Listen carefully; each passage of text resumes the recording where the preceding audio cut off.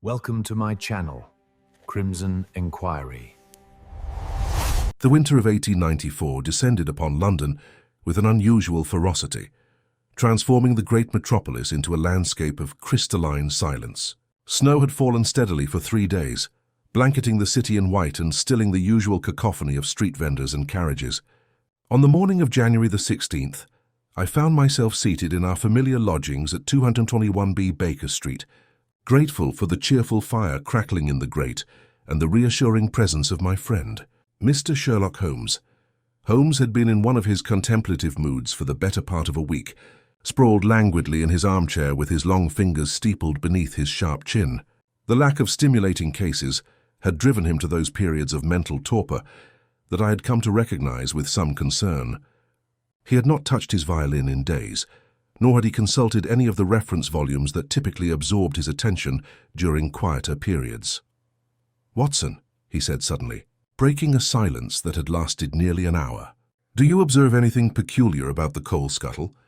I glanced at the ordinary brass container beside the fireplace, seeing nothing remarkable whatsoever. "It appears perfectly serviceable, Holmes. Mrs. Hudson filled it yesterday evening." "Precisely." He sprang from his chair with that characteristic energy that could transform him in an instant from lethargy to action.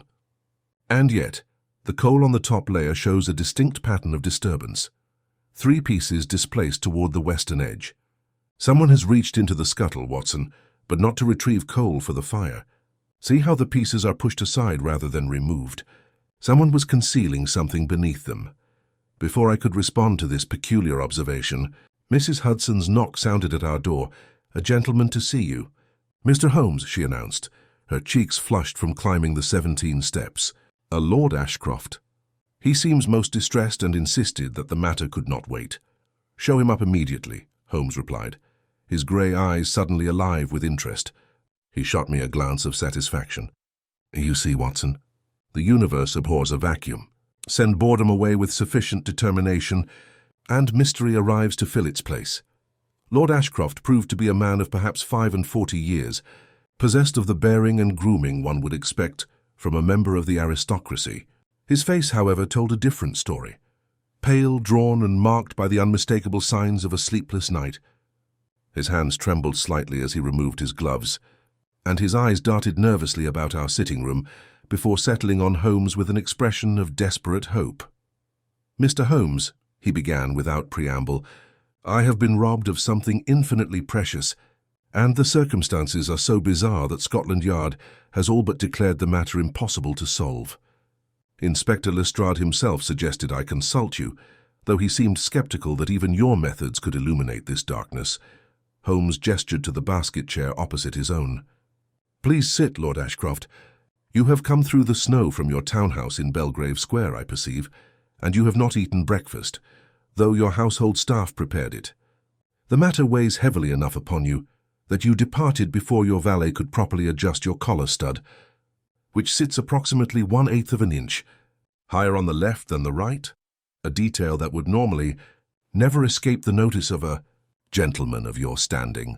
Lord Ashcroft's hand moved unconsciously to his collar, his eyes widening. "You are as remarkable as they say, Mr. Holmes. Yes, all of that is correct.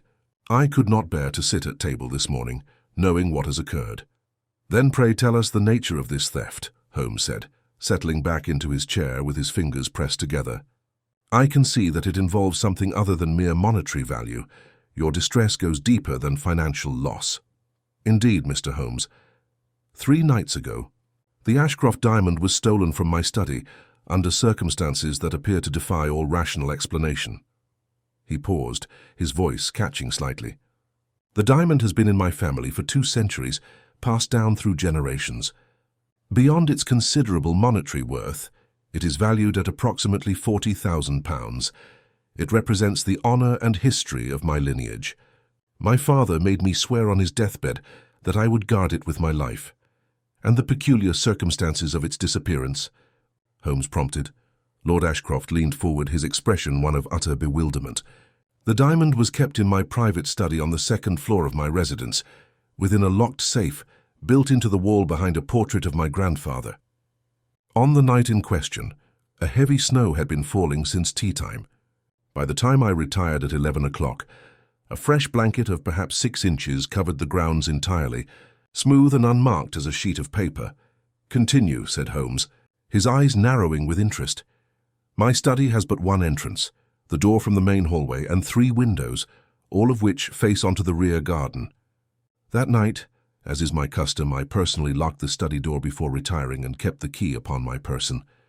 I am a light sleeper, Mr. Holmes, and my bedchamber is directly adjacent to the study. I heard nothing unusual during the night, yet the diamond was gone by morning." "Precisely. When I entered my study at 7 o'clock the following morning, I found the safe open, though it showed no signs of being forced. The diamond was simply gone." "But here is what makes the matter inexplicable, gentlemen." Lord Ashcroft's voice rose with agitation. "When I looked out upon the garden, the snow remained absolutely pristine. Not a single footprint marred its surface. The windows were all locked from the inside. The door had required my key to open. And yet somehow, someone had entered my study, opened my safe, and made off with the Ashcroft diamond, leaving no trace whatsoever of their presence." Holmes sat silent for a moment, his brow furrowed in concentration. "You said the safe was open, but showed no signs of forcing. Was the combination known to anyone else?" "Only to my wife, Lady Margaret, and she was in the house throughout the night. I would stake my life upon her innocence. No servants possessed knowledge of the combination. None. I am most particular about such matters. And the footprints, or rather the lack thereof. You are certain the snow was undisturbed?"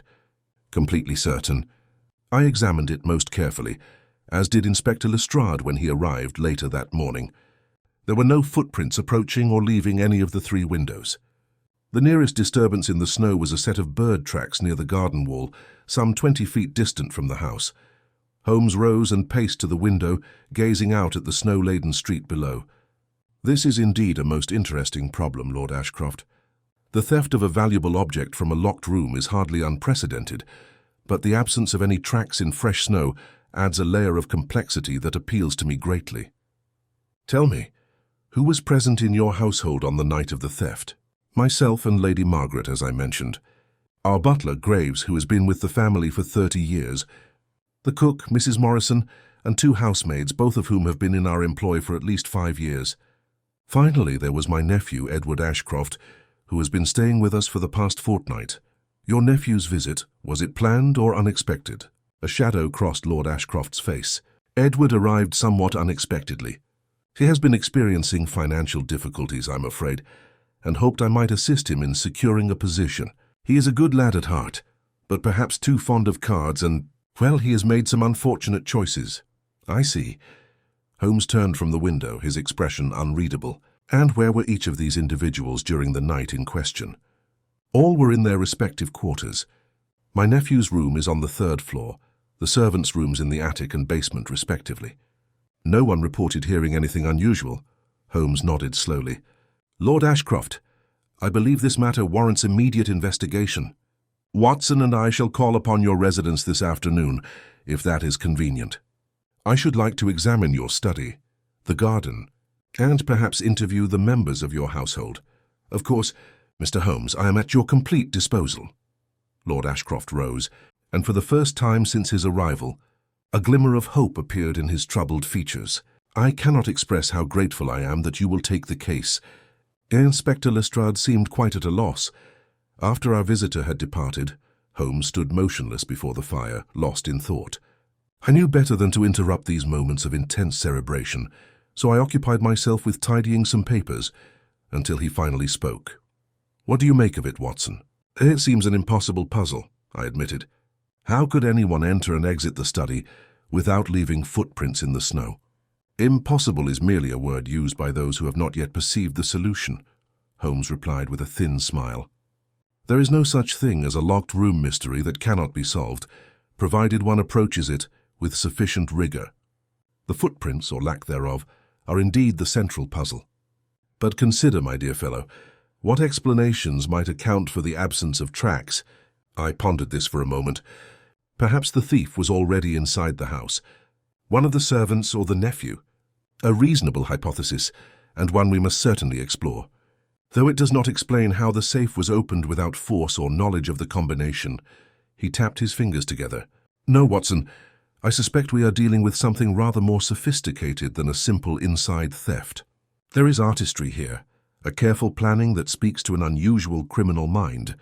You believe the case is solvable, then?" "I believe that every problem, no matter how perplexing it initially appears, yields to logical analysis. The frozen footprints, or rather their conspicuous absence, constitute a message of sorts. The thief is telling us something, whether intentionally or not. Our task is to read that message correctly." He crossed to his desk and began pulling out maps of London. "But first we must gather data. This afternoon, Watson, we shall visit Belgrave Square and begin our investigation in earnest. Until then, I suggest you prepare yourself for a cold journey. The snow shows no signs of relenting, and I have a feeling that before this case is concluded, we shall find ourselves examining many a frozen surface for clues." As I watched Holmes pore over his maps with renewed energy, I felt the familiar thrill of the beginning of a case. Whatever dark mystery surrounded the Ashcroft diamond, I knew that my friend would pursue it with all the formidable powers of his remarkable intellect. The game, as he was fond of saying, was afoot. The snow continued to fall as the afternoon shadows lengthened, and Holmes and I made our way in silence toward Lord Ashcroft's elegant townhouse in Belgrave Square. The cold air bit at my cheeks, and I could not help but wonder how any creature, much less a man, could traverse freshly fallen snow without leaving the slightest trace. Holmes, however, appeared utterly unperturbed, his gaze sharp and searching beneath the brim of his deerstalker. Upon arrival, we were greeted by a butler who, despite his years of service, betrayed the faintest tremor at the sight of Holmes. "Mr. Holmes, Dr. Watson," he intoned, ushering us into the grand drawing-room, where Lord Ashcroft waited with a weary expression. "Welcome back. Gentlemen," he said, motioning toward a door at the far end. "The study is this way. I trust you will find it as baffling as I described." Holmes nodded curtly and proceeded without hesitation. The study door bore a fine layer of dust atop the handle, undisturbed save for one slight smudge near the keyhole. Holmes crouched, examining the mark closely. "Curious," he muttered. "This suggests a single brief contact. No signs of forced entry. As you said." He pressed a gloved finger against the smudge, inspecting it with his magnifying glass. Inside, the room was exactly as Lord Ashcroft described. A refined chamber with mahogany shelves lined with leather-bound volumes, heavy Persian rugs, and a large oak desk cluttered with papers. Against the far wall, the portrait of a stern elderly gentleman, undoubtedly Ashcroft's grandfather, presided above the embedded safe. Holmes stepped to the safe and ran his fingers lightly over the metal. No mechanism appears forced. And yet the door remains ajar. He peered inside. The inner bolts are withdrawn, but the combination lock shows no sign of tampering. "I opened it myself after the theft was discovered," Lord Ashcroft explained. "I wanted to be certain nothing was amiss." Holmes nodded without looking up. "And the windows?" We approached the 3 tall windows overlooking the walled garden, each sturdy, each with its latch still secured. Holmes pressed his ear against the nearest pane. "Impenetrable from the outside," he observed. "And, as you said, the snow around them remains untouched." Holmes turned to the floor near the windows. "Have you noticed this, Watson?" He pointed to a faint line in the dust under the shutters, as if something had been moved recently but carefully replaced. I knelt to look. "It is subtle. Perhaps a chair or small table was shifted." "Precisely so," Holmes smiled thinly. "Now observe this." He moved to the hearth and pointed at the hearthrug. "This rug is slightly displaced. The carpet beneath bears a faint imprint, not of boot but of a hand. A hand suddenly pressed to the floor. I frowned. "What would that suggest?" "A moment of concealment," Holmes replied. "Someone crouched here, perhaps to avoid seeing or being seen." Lord Ashcroft frowned deeply. None of the household staff mentioned hearing or seeing such a thing. Holmes turned a keen eye on the butler, who stood quietly across the room. "Mr. Graves, might you accompany us to the garden?" The butler inclined his head and led us through the swinging garden doors, pushing aside a blanket of snow with care. Holmes scanned the pristine surface for meaningful detail, his sharp eyes catching a glimmer near the base of a hedge. He kneeled again. "Notice this, Watson. The snow here, while largely undisturbed, is slightly compressed, and the edges around it curve as if something cylindrical was rolled across. A small wheel of some description." Lord Ashcroft looked intrigued. A cartwheel? But there is no garden cart in use this season? Holmes rose briskly. Nor need there be. This might well be the entry point. A small device, wheeled perhaps on axles fine enough to leave no distinct tracks, used to transport something across the snow. He shifted his gaze toward the back wall with its towering shrubs. To reach the windows without disturbing the snow, the thief might have used such a contrivance, or perhaps ascended in an unusual manner altogether. I was struck by the cleverness, but also troubled by the complexity. Could a rope or pulley have been employed? I suggested. Holmes considered this briefly. Possibly. However, there remains the question of how the safe was opened without the combination or apparent force. Lord Ashcroft interrupted with a grimace. My wife's innocence I hold dearly, but she has been oddly silent about the evening's events. Perhaps I was wrong to trust unquestioningly. Holmes raised a finger in gentle warning. We shall speak to Lady Margaret, yes, but caution is required. The best suspects are often hidden behind the mask of respectability. Returning indoors, Holmes seated himself by the fire, steepling his fingers, eyes locked on the dancing flames, as if drawing inspiration from their flicker. I took up my pen and journal, recording the details with care. Watson, Holmes suddenly addressed me, do you recall the pattern I observed in the coal scuttle? I nodded. The displaced pieces concealing something beneath. He nodded in turn. Patterns like these exist everywhere, from coal to footprints to the faintest smudge, each a cipher waiting to be read.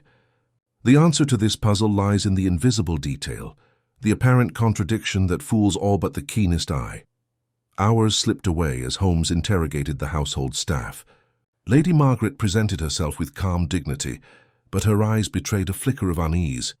Edward Ashcroft, the nephew, was less composed, shuffling nervously when questioned about his whereabouts the night of the theft. Holmes observed them both silently before suggesting a brief separation. We shall retire for the evening, Lord Ashcroft. Tomorrow we resume the search for the missing link in this extraordinary chain.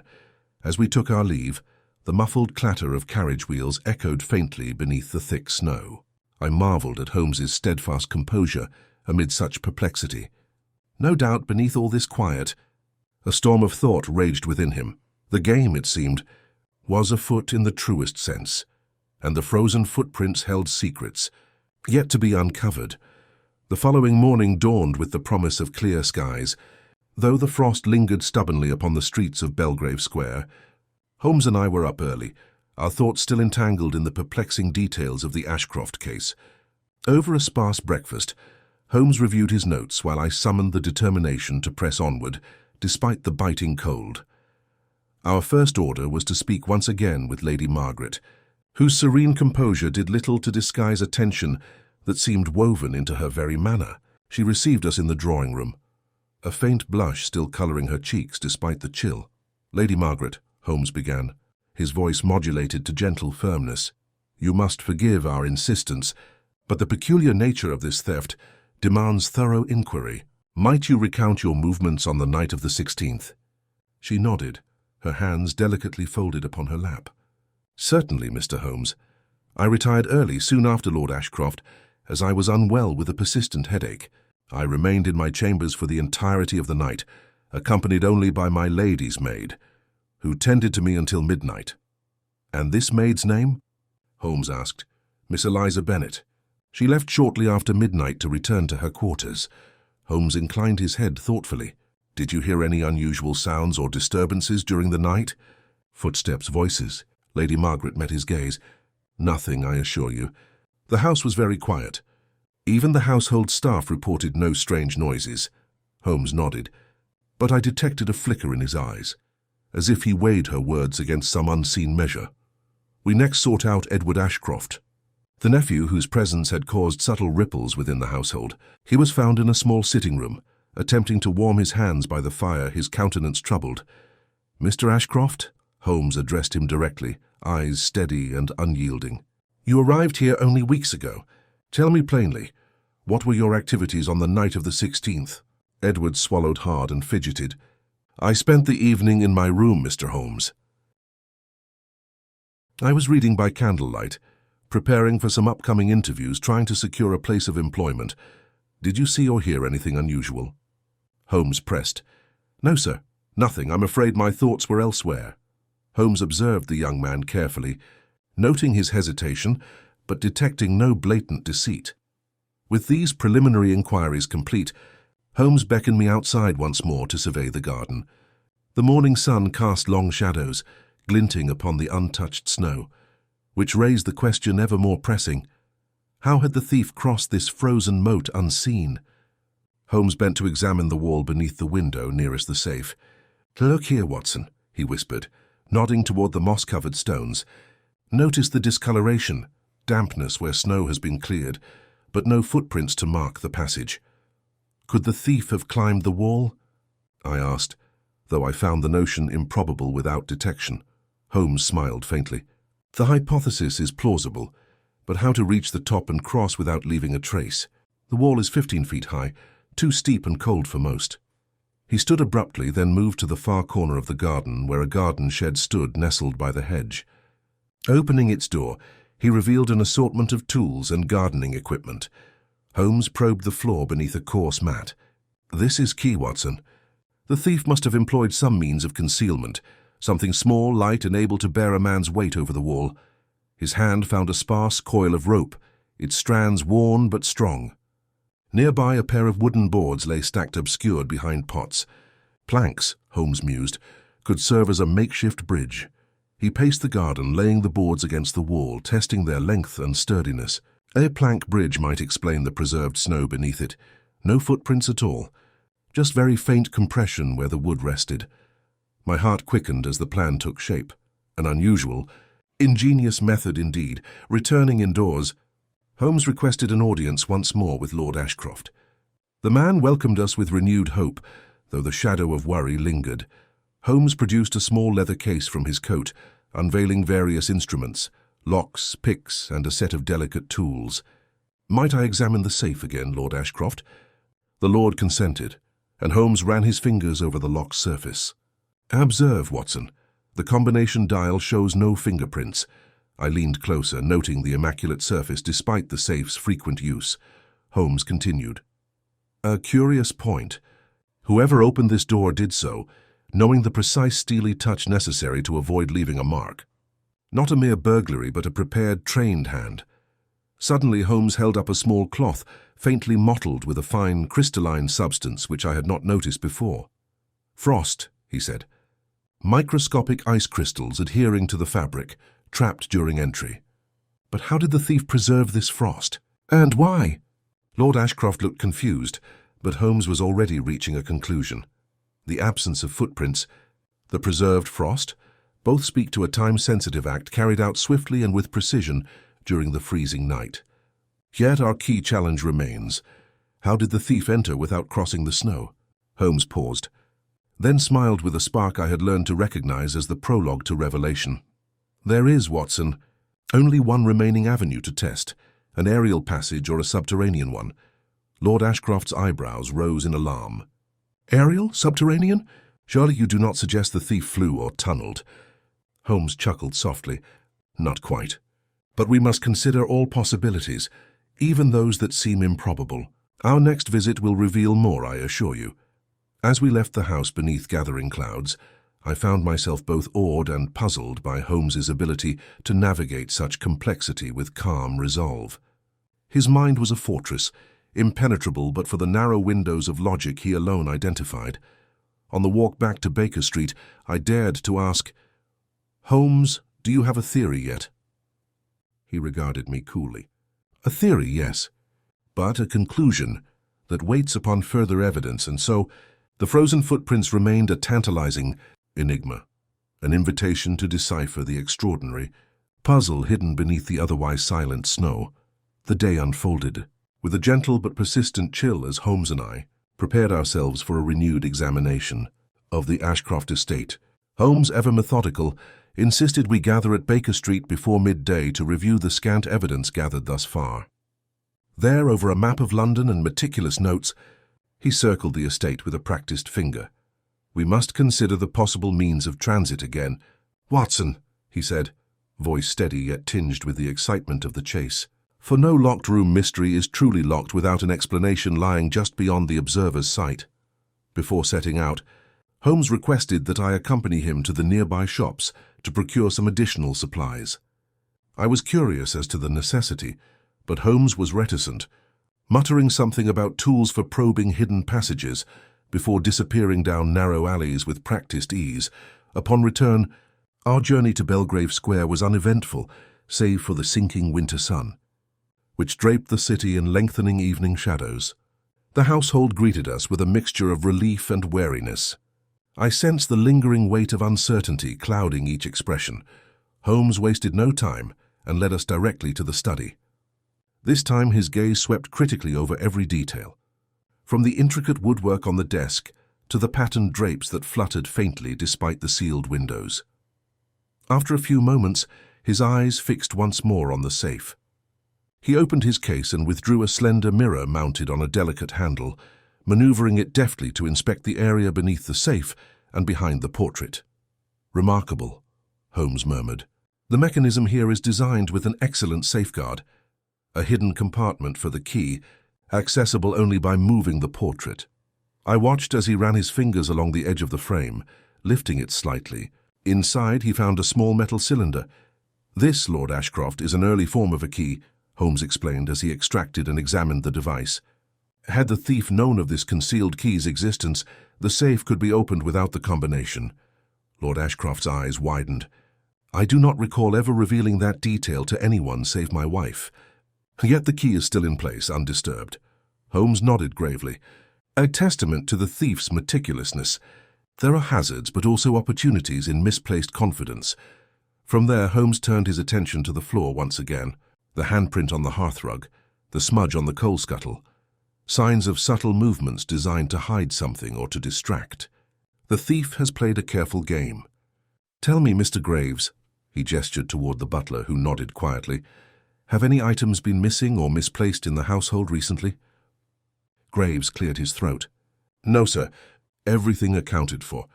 But if I may, the day after the theft, the cook, Mrs. Morrison, did mention finding a small leather pouch of coins that belonged to Lord Ashcroft's nephew." Holmes raised an eyebrow. "Indeed. Edward Ashcroft's finances seem to be under some strain, do they not?" "Mr. Ashcroft himself admitted some difficulties," Lord Ashcroft confirmed. Holmes spun on his heel. "We shall speak again with the nephew, then." This time Edward appeared more composed but still apprehensive. Holmes pressed gently but relentlessly. "If you had access to the combination or key, could you have opened the safe?" Edward shook his head firmly. "No, Mr. Holmes, I could never have done such a thing." Holmes studied him for the longest moment, and then, much to my surprise, turned to a large, ornate cabinet against the wall. He opened it slowly, revealing rows of books, but hidden behind them was a set of iron rungs descending into darkness. "Upon my word," Holmes said quietly. "A hidden staircase, a secret passage of some kind, concealed within the very heart of the study." Lord Ashcroft gasped. "I had no knowledge of this." Holmes pulled a small candle from his case and lit it, beckoning me to follow with care down the narrow steps. The passage was cold and cramped, descending into the bowels of the building beneath the garden. Small niches carved into the stone walls held a few artifacts long forgotten. Empty shelvings, tools of a bygone era. Reaching the garden's undercroft, Holmes pointed to a small trapdoor just beneath the thick hedge bordering the property. "Aha," he whispered. "This, Watson, may be our route." I followed silently as Holmes opened the door and bent to inspect the snow-covered ground beyond. The thief entered by way of this subterranean passage, Holmes deduced. The boards found in the shed were likely used here to bridge the moist earth, preventing dirt and snow from adhering to their feet, and to eliminate any footmarks on the surface. I marveled at this brilliant stratagem. Holmes rose slowly. "This hidden route explains the pristine snow, the locked doors, and the absence of footprints. A clever criminal, no doubt." Returning upstairs, Holmes resumed his calm demeanor, but his eyes glittered with satisfaction. "We have uncovered a crucial element of the puzzle.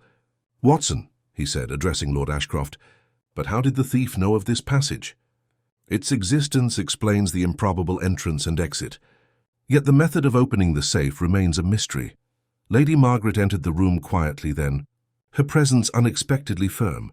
"May I speak, Mr. Holmes?" she asked. He gestured for her to continue.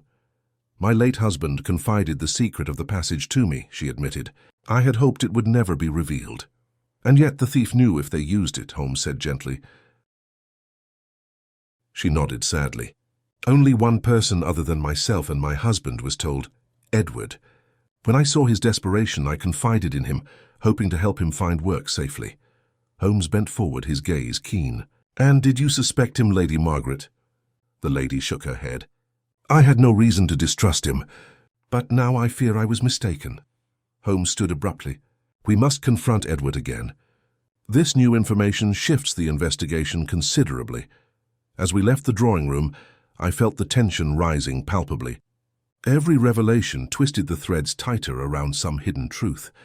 Holmes, as always, remained several steps ahead, his mind a relentless machine of deduction. The frozen footprints had been but the surface shimmer of a deeper enigma. Now partially exposed, the case was far from concluded. Edward awaited us in the library, his countenance pale and drawn beneath the gas lamp's flickering light. The weight of his uncle's gaze seemed to press upon him more heavily than Holmes's piercing scrutiny, whose expression remained inscrutable, the very embodiment of calm intellect. Edward Ashcroft, Holmes began without preamble, we have learned much since our last conversation, including your knowledge of the secret passage beneath the study. Pray explain how you came by this information and what actions you took on the night the diamond vanished. The young man swallowed audibly before replying, My aunt confided in me, sir. I have known of the passage since my arrival, but I swear I never used it to access the study or the safe. An admirable assertion, Holmes replied, yet the evidence obliges us to explore all avenues. He paused. Then, with an abruptness that startled me, added, Were you in your chambers all night as you claimed? Edward's eyes flickered in hesitation. Yes, I was. Holmes's gaze sharpened. And yet Lady Margaret suspected otherwise? Before Edward could respond, Holmes raised a slender finger. Answer carefully, Mr. Ashcroft. The truth serves best to unravel this tangled web. There was a long, heavy silence until Edward finally confessed. I left my room after midnight. I was troubled and sought the fresh air in the garden. I swear I did not enter the study or touch the safe. Holmes nodded slowly. A useful admission. Tell me, did you carry anything with you during this nocturnal walk? Edward hesitated but finally admitted, a small satchel. And what became of it? I left it near the hedge by the garden shed. I was disturbed and forgot to retrieve it. Holmes fixed his eyes on Edward almost sternly. We shall require that satchel for inspection. Soon the horse-drawn carriage was summoned, and we ventured once more beneath the starless sky to the garden shed. Holmes sifted through the straw and gathered a small worn leather pouch. He opened it carefully and revealed several gold coins, a letter, and a folded piece of stiffened paper. Holmes examined the letter, scanning its contents with swift acuity. This correspondence, he explained aloud, is addressed to Edward from an anonymous creditor demanding settlement. This partially explains his financial distress. Turning to the stiffened paper, Holmes spread it out on a nearby table. It was a fragment of a map, marked with portions of the Ashcroft grounds, including an obscure notation near the hedge where the trapdoor led underground. A plan, Holmes murmured. Crafted by the thief or perhaps our debtor. We retired indoors to the study, where Holmes placed the map beside the portrait. He then paced the room as his mind raced through possibilities. A trapdoor, a hidden passage, and a nocturnal visitor with motive and opportunity. These facts form the backbone of a devilishly clever scheme. Then the thief isn't someone entirely new to the household? I ventured, precisely. The most dangerous adversaries are those who walk openly in our midst. The question is how to force the culprit's hand. Holmes's eyes glimmered with renewed vigor, and he turned to me. Watson, I have decided to employ a stratagem, one that tests both the resolve and the guilt of our suspect. Lord Ashcroft, summoned to the study once more, listened with rapt attention as Holmes outlined his plan to stage a controlled revelation of the diamond's supposed discovery. We shall announce to the household that the diamond has been found in the garden, Holmes explained. I will then observe reactions, scrutinizing the behavior of all present. That evening, after the household had retired, Holmes placed a gleaming imitation of the Ashcroft diamond beneath several inches of snow in the garden near the hedge. He instructed the staff to mobilize quietly. To inform Lord Ashcroft and Lady Margaret of the discovery at dawn, and to observe the household's reaction without revealing the hoax. The following morning arrived fog-shrouded and still, with a biting frost that preserved an unnatural hushing over the estate. Watson and I observed discreetly from a high window as the servants gathered, whispering excitedly, while the family assembled. Lord Ashcroft's astonished declaration of the found diamond sent a ripple through the room, and then, as if cued, the youngest housemaid stifled a gasp and glanced toward Edward with unmistakable alarm. Holmes's steady gaze locked upon Edward, whose gaze flickered uneasily before darting away altogether. Lady Margaret's composure wavered, and her hands nervously clutched the fabric of her gown. It was Edward's reaction, however, that caught Holmes's discerning eye, the tightened jaw, the sudden pallor, the restless shifting that betrayed a man cornered by his own conscience. After some moments, Holmes rose and addressed the assembled household. This charade is but a test, a ruse to reveal what lies beneath the surface of calm. I thank you all, but there remains much to discuss, particularly Mr. Edward Ashcroft. Edward, trembling now, looked toward Holmes beseechingly. I did not take the diamond, he declared, voice cracking. Holmes responded gently but firmly. We shall soon determine the truth. I implore you, be candid. Guided by Holmes's questions and the mounting evidence, Edward finally broke, confessing that he entered the study by the secret passage beneath the hedge. The night's chill and his mounting debts had driven him to desperation. However, he claimed he did not steal the diamond itself, but merely sought to scare his uncle into forgiving his debts by temporarily removing the jewel and hiding it elsewhere on the property. Holmes's expression remained unreadable. And yet the diamond has been missing for 3 nights, its location unknown to all but yourself. Edward nodded miserably. Holmes turned to Lord Ashcroft. We must conduct a thorough search of the grounds immediately, particularly near the hidden passage and garden hedges. The diamond will be found. Moments later, with Edward leading the way, the butler and I joined Holmes in the garden's labyrinthine shrubbery. Beneath a thick juniper bush, partially covered in snow, lay a small ornamental box. Inside rested the Ashcroft diamond, glimmering faintly in the dim light. The family's relief was palpable, yet Holmes's mind was not at ease. This resolution, though satisfying to the eye, leaves questions unanswered, he mused. How is the safe opened without the combination or the missing secret key? Holmes returned to the study for a final examination, searching carefully until his fingers traced a thin wire concealed within the wall's woodwork, a delicate device connected to the portrait frame. An ingenious mechanism, he said. The thief, possessing intimate knowledge of the household's secrets, manipulated this wire to unlock the safe remotely once inside the study. As Holmes narrated the sequence, the house gathered in quiet astonishment. Edward's ignorance of this mechanism shows he was not the master thief, Holmes concluded. Someone else must have been involved, someone with both access and technical skill. A sudden knock interrupted the reflection. The butler announced Inspector Lestrade, who entered unannounced, documenting the discovery with keen interest. Lestrade revealed that the cook, Mrs. Morrison, had confessed to having knowledge of the concealed mechanism and had been coerced by a shadowy figure to assist in the theft. Holmes smiled thinly, eyes glittering with triumph. The case of the frozen footprints unfolds at last, an intricate dance of deception and hidden paths. As the household embraced the broken bond and sought to heal its wounds, I could only marvel anew at Holmes's unerring ability to unveil the truth concealed beneath layers of artifice.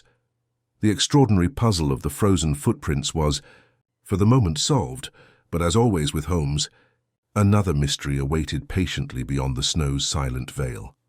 The revelation of Mrs. Morrison's involvement cast a new light upon the case, twisting what had seemed a solitary act of desperation into a more complex conspiracy. Holmes, ever vigilant, wasted no time in summoning the cook to the drawing-room for a delicate interrogation. Mrs. Morrison entered with the air of one burdened by guilt and fear.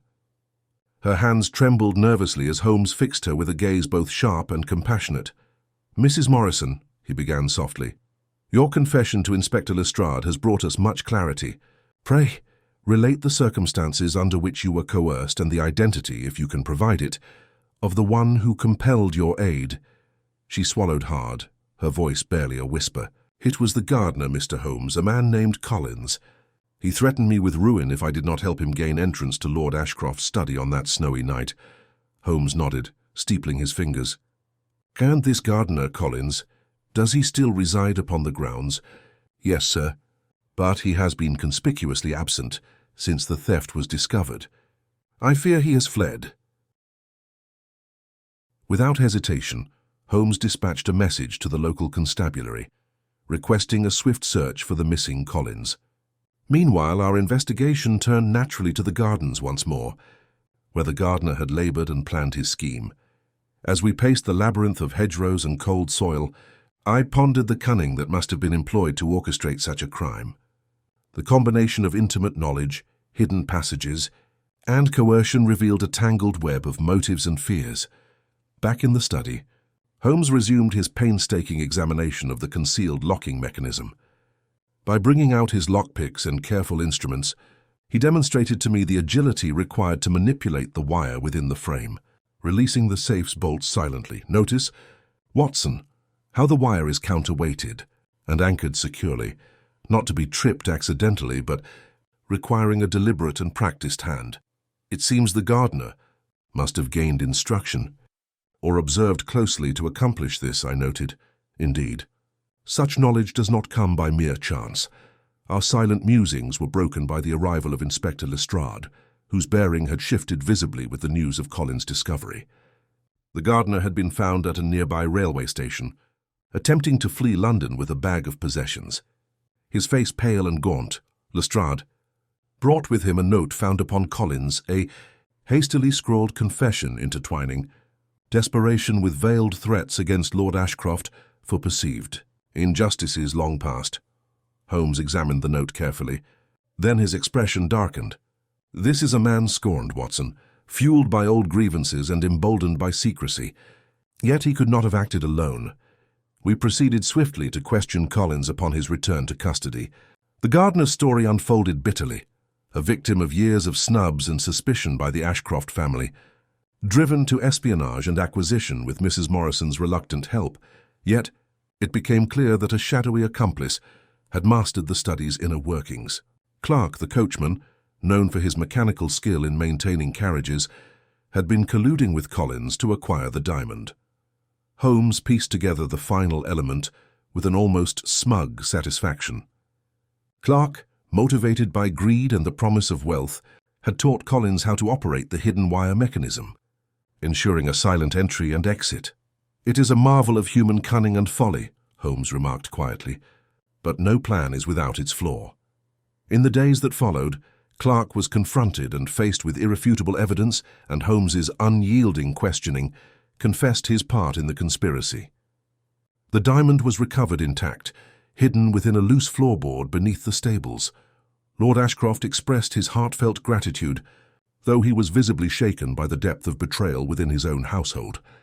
As for Edward, his earlier misstep and desperation earned him mercy, but his path forward would be fraught with resolve and amends.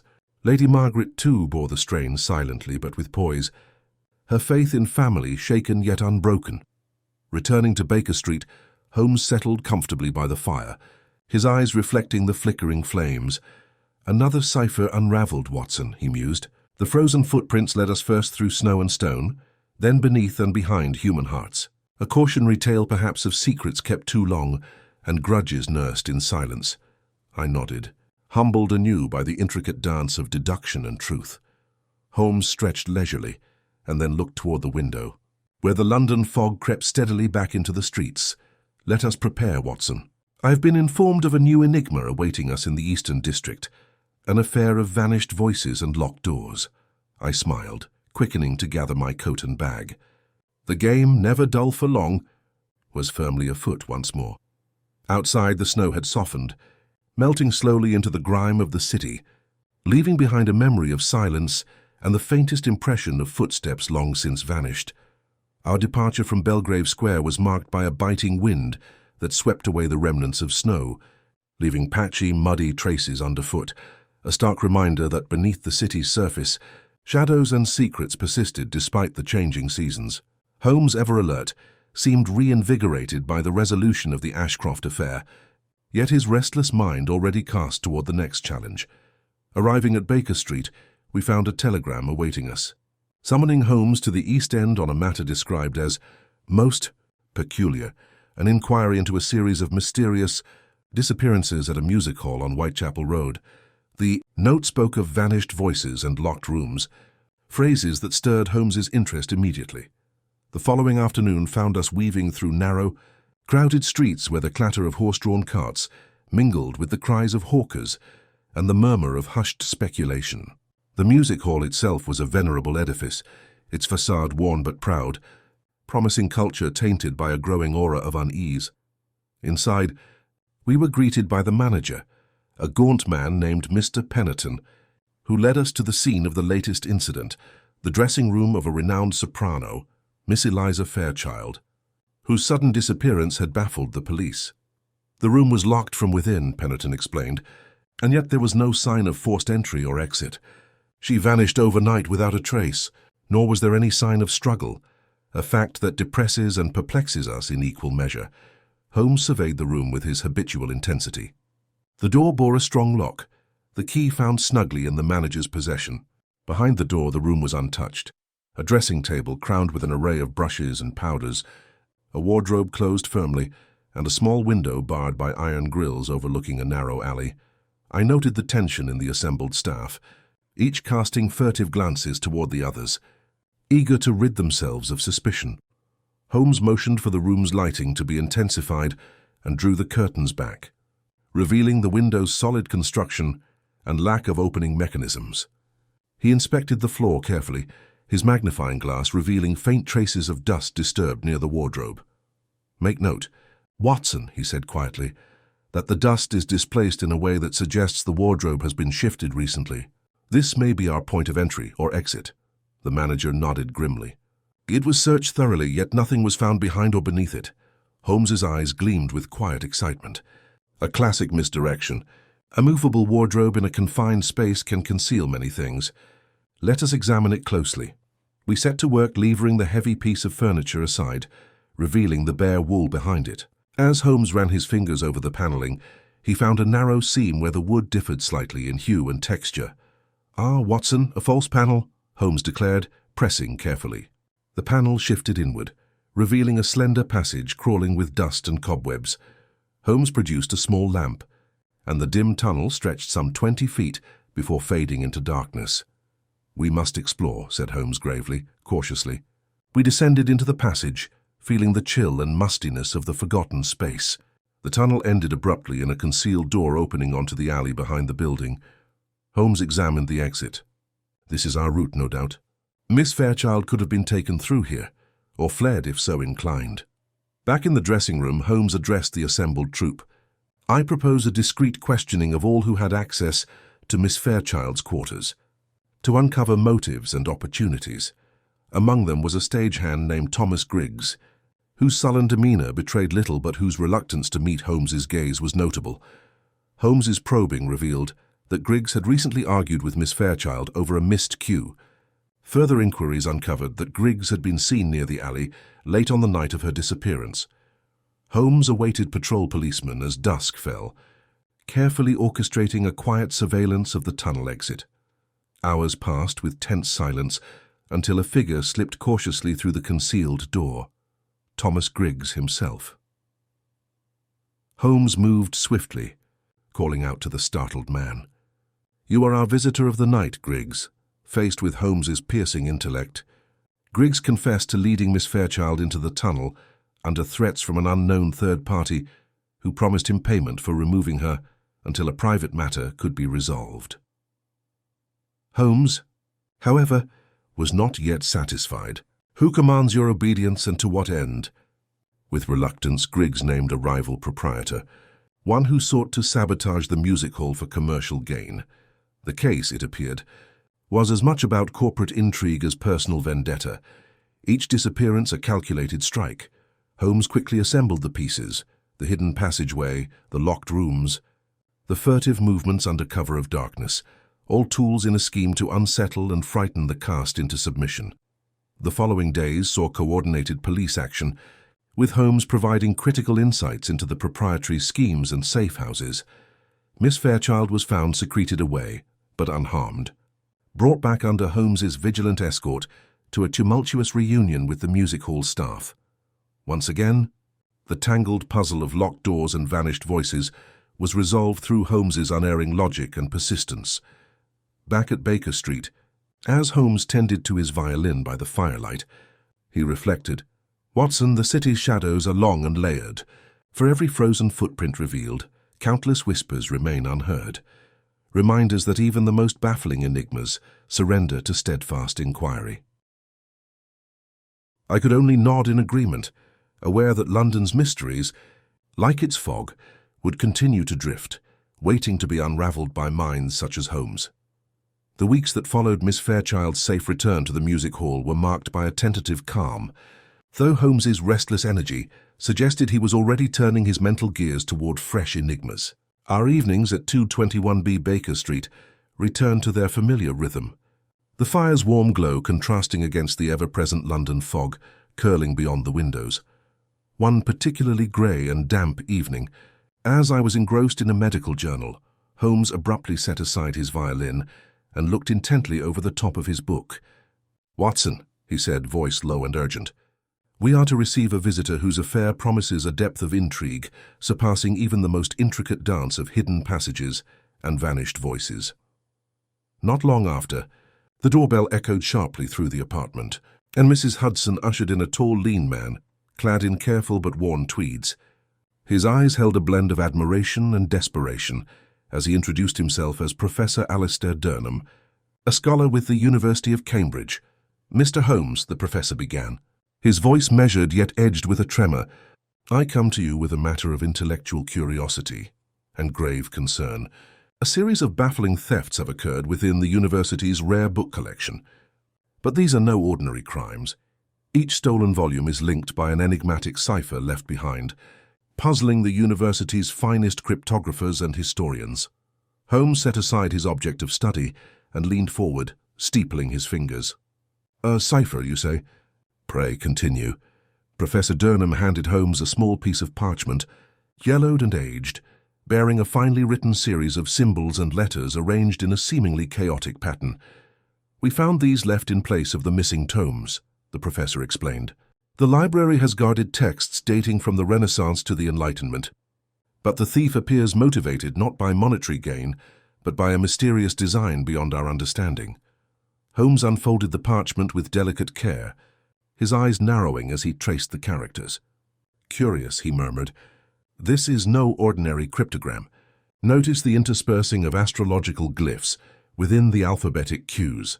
Whoever crafted this possesses both scholarly knowledge and a penchant for misdirection." He turned to me with a gleam. "Watson, it appears we shall delve into the domains of cryptology and academic rivalry, intertwined in a pursuit as old as knowledge itself." The following day found Holmes and myself crossing the marble halls of Cambridge's Wren Library, where the atmosphere was thick with the scent of ancient parchment and polished wood. We were escorted by the librarian, a meticulous man with a hawkish gaze named Mr. Montague. The library was imposing, its walls lined with glass cases protecting priceless manuscripts. Holmes examined the scene of the most recent theft, a long, rare volume on alchemical texts, missing from its carefully catalogued shelf. "Note the absence of forced entry," Holmes said, running a finger along the polished case. "A master key, perhaps? Access granted by someone within." Holmes questioned the library staff and the university's security personnel, noting their movements and routines with his customary precision. Among them was a young scholar, Miss Beatrice Langley, whose passion for medieval literature was well known. Holmes observed that her fingers were often stained with ink, and her manner reflected an earnest eagerness. Yet her knowledge of ciphers was exceptional. During a break in the inquiries, Holmes turned to me quietly. "Beatrice Langley exhibits every sign of intellect and dedication, but someone with her expertise could equally be the architect of these puzzles, or the key to solving them. Our task is to determine which." That evening, Holmes and I examined the cipher in detail. Holmes wielded the microscope and magnifying glass, uncovering minute differences in ink density and subtle, intentional imperfections suggesting a layered code. Hours passed as Holmes persisted, his thoughtful silence broken only by the soft hum of his muttered deductions. "Watson," he announced suddenly, "this cipher uses a polyalphabetic substitution, layered atop a star chart designed to align the text with astronomical events occurring on precise dates." He traced fingers over a second paper, a calendar of eclipses and celestial conjunctions, realizing the coded messages linked to these cosmic occurrences. Holmes smiled thinly. "The thief seeks to conceal not only the items stolen, but to communicate a message only accessible to those with the requisite knowledge." The prime challenge then became discerning why these particular books were targeted, and what the thief hoped to reveal or conceal. Holmes's inquiries led us to a shadowy circle of academics engaged in secretive discussions on alchemy, mysticism, and political intrigue during the Renaissance, whose work some feared would disrupt modern scholarship if exposed or misunderstood. Our nights turned to surveillance and subtle inquiry, uncovering whispered alliances and rivalries that threatened to upend the university's calm veneer. One chilly evening, as shadows deepened across the grounds, Holmes summoned me to a clandestine meeting with Miss Langley, who had agreed to assist after being cleared of suspicion. Together, we deciphered a particularly challenging segment of the cipher, revealing coordinates pointing to a concealed chamber beneath the university's oldest quadrangle. With a lantern in hand, we ventured through hidden corridors and narrow stairwells, finally emerging into a vaulted chamber whose walls bore inscriptions and papered shelves, an underground repository forgotten by time. There, carefully hidden beneath a loose flagstone, lay the stolen books, alongside manuscripts hinting at a secret society devoted to guarding forbidden knowledge. Holmes gently leafed through one, his mind alight with recognition. "Watson, what we have here is not merely theft, but a quest to protect or control knowledge, wielded with intellect and fear." The university administration was alerted, and with Holmes' guidance, arrangements were made to secure the collection, while investigations continued into those responsible for the thefts and ciphers' creation. Returning to Baker Street, Holmes relaxed near the fire, playfully resuming his violin with newfound vigor. "Every puzzle holds a story, Watson," he reflected. "What is stolen is not always gold or gems, but sometimes secrets that men would kill to keep or unearth." I observed the quiet intensity beneath his calm exterior and felt the familiar thrill that accompanies walking at his side through fog, shadow, and enigma, ever chasing the truth hidden just beyond the veil. The calm that settled over Baker Street in the aftermath of the Cambridge cipher case was but a brief reprieve. Holmes, ever the restless spirit, had scarcely allowed the embers in the hearth to die when a letter arrived that would swiftly draw us into yet another enigma. The letter bore the unmistakable crest of an antiquarian society, and its author, a Mr. Edmund Grayson, appealed urgently for Holmes's expertise. The problem was both curious and alarming. A peculiar device, long stored within the society's archives, had vanished without a trace, an occurrence accompanied by a series of cryptic notes hinting at a deeper conspiracy. We wasted no time in making our way to the society's headquarters, housed in a venerable townhouse nestled among the labyrinthine streets of Bloomsbury. The interior was richly appointed, with shelves laden with rare tomes and odd curiosities, lending an air of mystique to our meeting with Mr. Grayson, a scholarly gentleman with a furrowed brow and wary eyes. "This device," Mr. Grayson began, "is of considerable antiquity and intrigued scholars for decades. It is believed to be an early instrument of navigational science, a precursor to the more refined astrolabes and sextants. Its disappearance has thrown the society into disarray, for we suspect it may contain secrets that challenge accepted histories." Holmes's eyes brightened. "Such artifacts often hold more than their outward form suggests. Pray describe the circumstances of its vanishing." Grayson explained that the device had been secured within a locked case in the society's private study. Entry was limited to trusted members, all of whom had alibis firmly established for the period in question. Intriguingly, the lock bore no signs of tampering, and yet the device was gone, replaced by a slender rolled parchment inscribed with a diagram of the instrument and a single word, "Seek." Holmes examined the note with meticulous care. "This word, Watson, serves as both a command and a clue. The thief wishes, perhaps for the society or ourselves, to pursue some hidden truth." Investigation quickly focused on those with access. Among the members was a Professor Selwyn Carter, whose late-night research often took him into the study, and who was rumored to harbor doubts about established scientific doctrines. Holmes tracked Selwyn to his lodgings on the edge of Regent's Park. The professor greeted us with a measured reserve, his sharp eyes betraying a nervous energy that matched Holmes's own intensity. "I anticipated your visit, Mr. Holmes," Carter confessed. "The Society's weighty traditions sometimes stifle progress. The device, I believe, holds knowledge that could upend centuries of accepted science." Holmes probed further, learning that Carter had been experimenting with hidden components of the instrument, convinced it was designed not merely for navigation, but for a more esoteric purpose, perhaps even a tool for mapping celestial phenomena influencing earthly events. Returning to the Society, Holmes inspected the device's former display case and discovered a subtle flaw in the locking mechanism, a mechanism so cunningly designed that it could be opened with a near-identical bespoke key, Watson, Holmes said thoughtfully. The thief possessed craftsmanship and intimate knowledge. The most convincing forgery is that which appears unforced. We then examined the archives, where a collection of keys was stored. Holmes's trained eye quickly identified one that bore minute differences, distinctive markings unique only upon the closest inspection. The revelation led us to another member of the Society, Mr. Claiborne, a skilled artisan known for restoring rare instruments. His cooperation was tentative, but under Holmes's unyielding gaze, Claiborne confessed to assisting Carter in removing the device temporarily.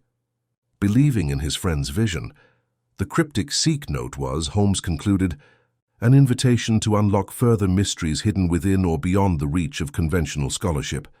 Holmes proposed a joint venture with both Carter and Claiborne to analyze the device and its diagram in detail.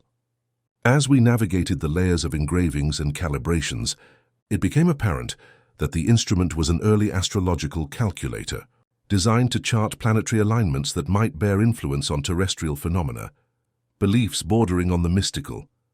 Over days of collaborative work, the group uncovered a series of concealed compartments within the instrument's structure, each containing fragments of ancient charts and incantations interpreted as a blend of scientific inquiry and arcane wisdom. Yet Holmes remained cautious. True knowledge requires diligence and skepticism in equal measure. We must separate myth from fact.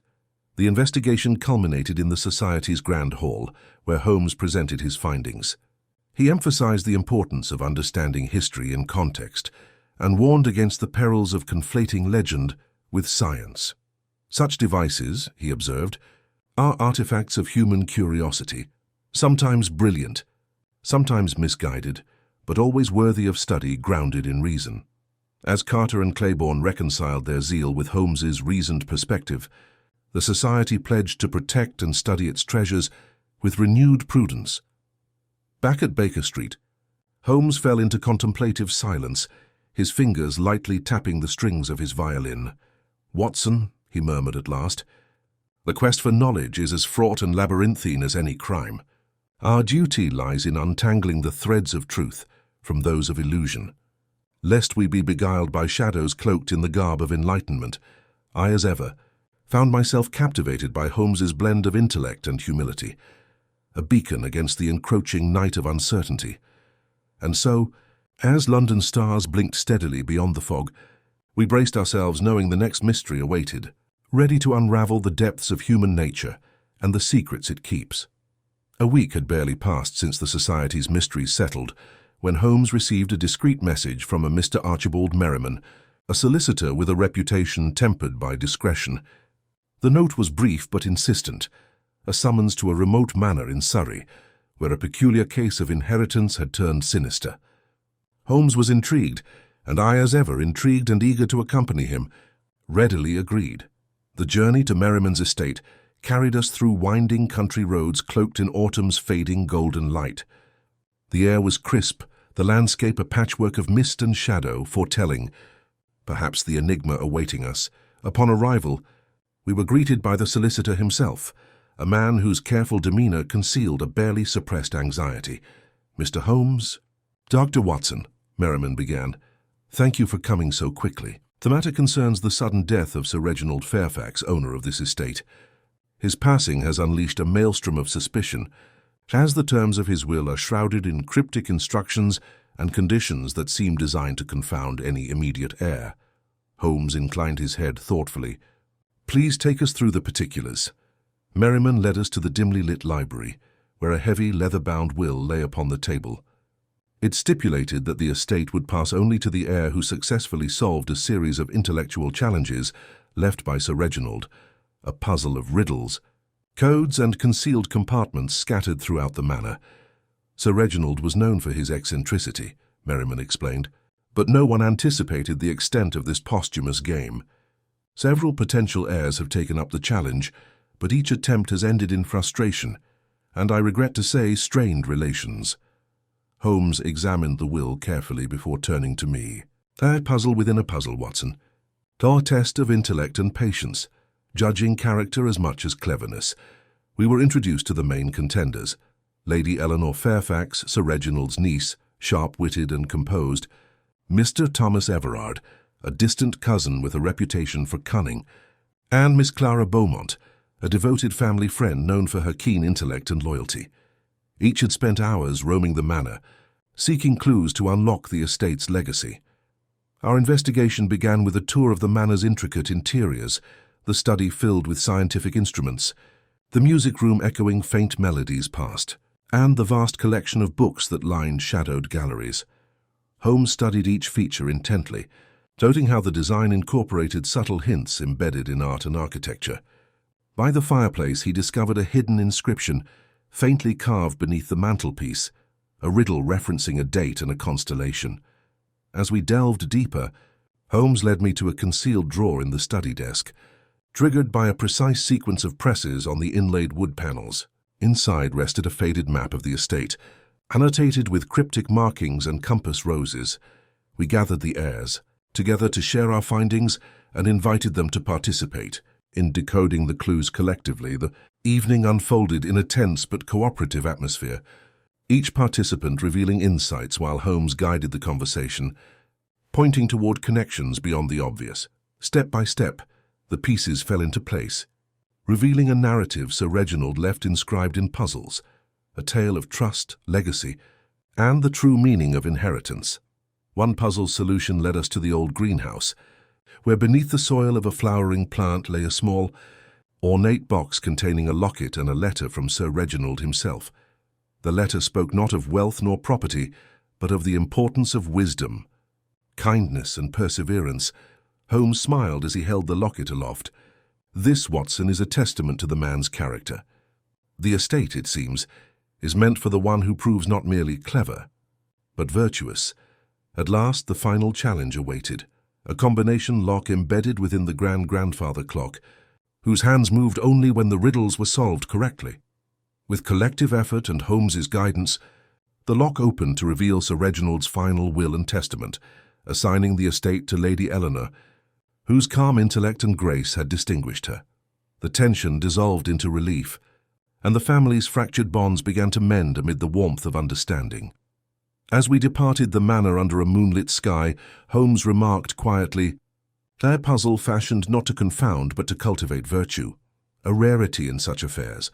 I reflected on the intricate interplay of human desires, intellect and character, disguised here as a game of riddles and hidden meaning. Back at Baker Street, Holmes resumed his place beside the fire, the soft strains of his violin filling the room. "Watson, it is these puzzles of the heart and mind, hidden rooms, locked chests, and coded words that form the truest challenge for any detective or man."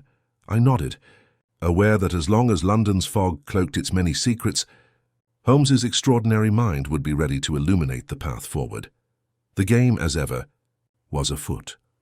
The somber satisfaction of resolving the Fairfax inheritance gave way to an abrupt summons late one evening, the kind of call that could not be ignored. A courier delivered a dispatch from Scotland Yard, requesting Holmes's immediate attendance at a perplexing scene of a recent burglary in Mayfair. The theft was unusual, not merely for its brazenness, but for the curious clue left behind, a single playing card, the Queen of Hearts, carefully placed atop the empty display case. The case's owner, Madame Vivienne Larocque, awaited our arrival at her private gallery, a sanctuary of exquisite objets d'art and rare curiosities. The woman, herself a picture of refined composure, exuded a subtle but palpable tension.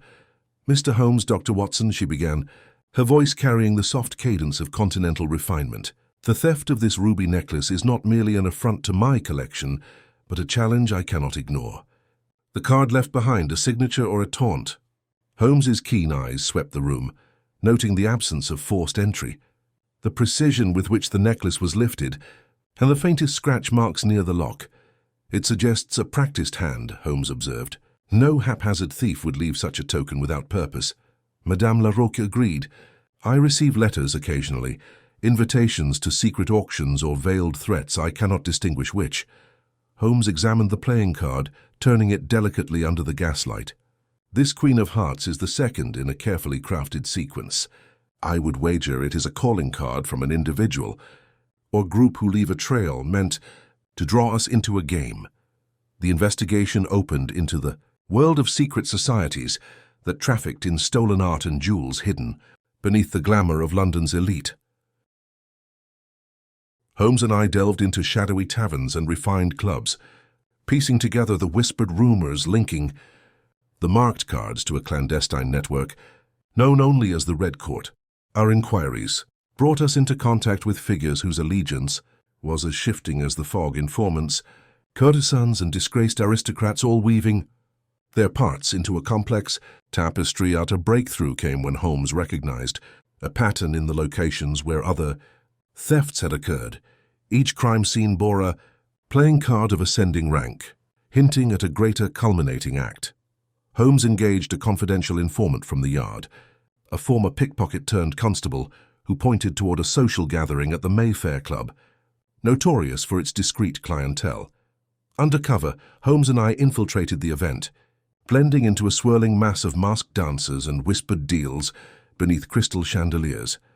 Holmes's astute observation identified the evasive figure, a gentleman known as Mr. Blackwood, whose charm belied a calculating mind. Blackwood was alleged to be a master thief and the architect behind the Red Court syndicate. Confronting Blackwood demanded subtlety. Holmes engaged him in a battle of wits, probing for his motivations and weaknesses. The dance of words was interrupted when Blackwood, cornered but unyielding, hinted at a final heist, one that would eclipse all prior audacity. The next day saw us trailing a trail of cryptic clues that led us to an abandoned warehouse on the Thames docks, where the Red Court planned their grand auction of stolen treasures. With precise timing and coordination with Inspector Lestrade and the Yard's task force, we orchestrated a raid that brought many conspirators to justice, including Blackwood himself, caught with the stolen necklace in hand. The final revelation emerged when Holmes discovered that Blackwood had left the Queen of Hearts, not as mere signature, but as a symbol of a personal vendetta rooted in a past encounter with Madame Larocque's family. The case closed. With a blend of satisfaction and caution, the shadows of the Red Court may have been dispersed, but the game of deception and pursuit played on. As we returned to the quiet of Baker Street, Holmes pondered aloud, "The Queen of Hearts, Watson, reminds us that every master stroke in the game of life carries the potential for perilous consequence. A reminder that beneath every mask lies a story yearning to be told." I nodded in agreement, ever grateful to stand witness to the unraveling of London's dark and delicate puzzles beside the city's most extraordinary detective. The following morning, as dawn's pale light filtered through the curtains of our Baker Street lodgings, Holmes and I sat together, reviewing the intricate threads that had woven this case to its zenith. The Red Court's machinations, the cryptic cards, and Blackwood's elusive gambit all pointed to a storm concealed beneath the guise of elegance and secrecy. A visitor arrived, Inspector Lestrade, carrying a file thick with statements and confessions. "Holmes," he said gravely, "the evidence you and your observations have uncovered have all but dismantled the Red Court. Yet one question lingers. What of Madame Larocque's family connection to this syndicate? And Blackwood's particular feud? Holmes smiled faintly, eyes gleaming. Patience, Lestrade. The final piece of the puzzle lies not in the shadows, but in plain sight. Summoning Madame Larocque to a private meeting, Holmes carefully unfolded the narrative that would resolve all lingering mysteries. Madame, Holmes began, many years past, your family was entangled with a noble house whose fall from grace ignited enmity with certain factions. Mr. Blackwood, it seems, bore a personal vendetta tied to that history. Madame Larocque's gaze faltered for the briefest moment. Acknowledging the truth unspoken but known, Holmes continued, revealing how Blackwood had used the playing cards to orchestrate a sequence symbolic of the suits within a Turk, each theft representing a calculated move in this dangerous game of revenge and racketeering.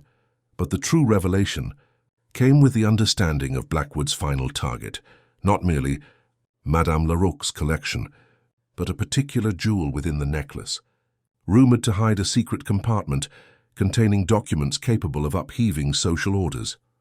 Holmes had anticipated this, and in a masterful maneuver, had replaced the original necklace with an exact replica some days prior, one that now served as bait to unravel the syndicate's final trap.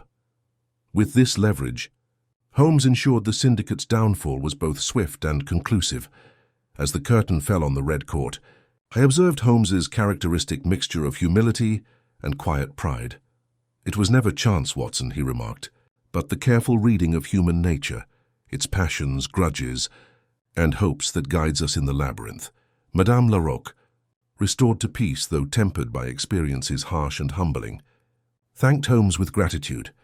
The city around us resumed its steady pulse, seemingly indifferent to the shadows once dancing within it. Sitting once again before the fire, Holmes regarded me thoughtfully. And so another chapter closes, but only until the next hand is dealt in this endless game of deduction. I raised my glass in silent accord, ever eager to join my friend as he unraveled the next extraordinary puzzle. For as Holmes so often reminded me, the game is afoot, and the pursuit of truth never ends.